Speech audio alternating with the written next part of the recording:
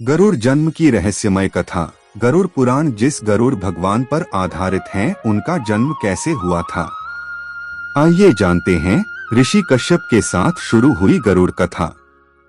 गरुड़ के जन्म की यह कहानी कश्यप ऋषि की दो पत्नी विंता और कद्रु के साथ शुरू होती है।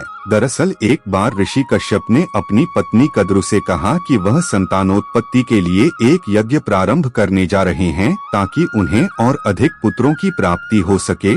कश्यप ऋषि ने सबसे पहले कद्रु से पूछा कि उन्हें और कितने पुत्र चाहिए।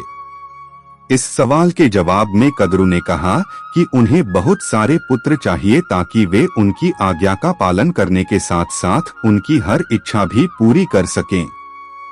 उसके बाद ऋषि कश्यप ने अपनी दूसरी पत्नी विंता से पूछा कि उन्हें और कितने पुत्र चाहिए। तब विंता ने जवाब दिया कि वह मात्र 2 पुत्रों की कामना करती है, जो कद्रु के सभी पुत्रों की अपेक्षा ज्यादा ताकतवर हों।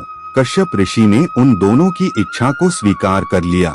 कश्यप ऋषि ने यज्ञ प्रारंभ किया। यज्ञ पूर्ण होने के बाद कद्रु को 1000 अंडज मिले, जिनसे उन्हें 1000 पुत्र उत्पन्न होने थे।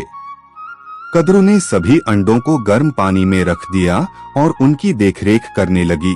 इसके बाद ऋषि कश्यप के बौने ऋषियों ने विंता के 2 पुत्रों की उत्पत्ति के लिए यज्ञ प्रारंभ किया। इस यज्ञ के द्वारा उन्होंने एक ऐसे पुत्र का आह्वान किया जो इंद्रदेव से कहीं ज्यादा ताकतवर होगा और साथ ही उसके भीतर अपने स्वरूप को बदलने के साथ साथ भारी से भारी सामान उठाने की भी ताकत होती। इंद्र को यह भनक लगी कि इस यज्ञ के द्वारा एक नए और ताकतवर इंद्र का जन्म होने वाला है। तब वह अपने पिता ऋषि कश्यप के पास गए। जब ऋषि कश्यप को बौने ऋषियों की ये बात पता चली तो ऋषि कश्यप बहुत क्रोधित हुए।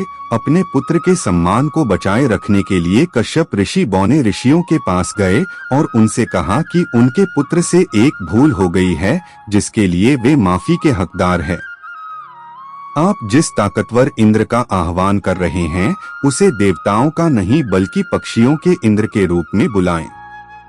ऋषि कश्यप के आग्रह को मानकर बौने ऋषियों ने पक्षियों के ताकतवर इंद्र का आह्वान कर यज्ञ से उत्पन्न हुए 2 अंडे कश्यप ऋषि को सौंप दिए।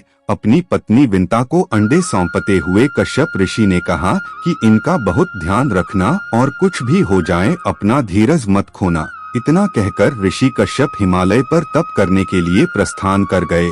आगे चलकर कद्रु के 1000 अंडों में से 1000 सांप निकले, जो बहुत ताकतवर थे। कद्रु उन्हें देखकर बहुत प्रसन्न होती और उनके साथ खेलती।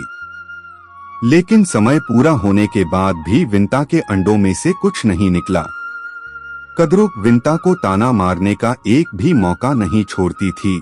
ऐसे में जलन में आकर उन्होंने अपना एक अंडा तोड़ दिया, यह देखने के लिए कि उसमें कुछ है भी या नहीं। अंडे के भीतर उसे अपना पुत्र दिखाई दिया, जिसके शरीर का ऊपरी हिस्सा तो था लेकिन बाकी का हिस्सा मात्र मांस का लोथड़ा था। इस पुत्र का नाम अरुण था। अरुण ने अपनी माँ से कहा, पिता के कहने के बाद भी आपने धैर्य खो दिया और मेरे शरीर का विस्तार नहीं होने दिया, इसलिए मैं आपको श्राप देता हूँ कि आपको अपना जीवन एक सेवक के तौर पर बिताना होगा।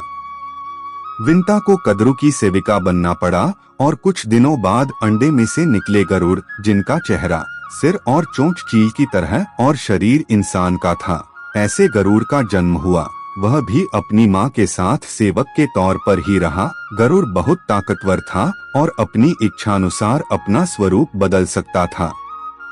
ऐसा माना जाता है कि अगर मौत के बाद गरुड़ पुराण पढ़ी जाए तो मृत व्यक्ति की आत्मा को शांति और धरती के बंधन से मुक्ति मिलती है। विद्रोह हमारे द्वारा बताई गई कथा आपको अच्छी लगी हो तो हमारे इस YouTube चैनल को लाइक, सब्सक्राइब और कमेंट में ओम नमः शिवाय जरूर लिखिए। मिलते हैं अगली एक नई कहानी के साथ। धन्यवाद।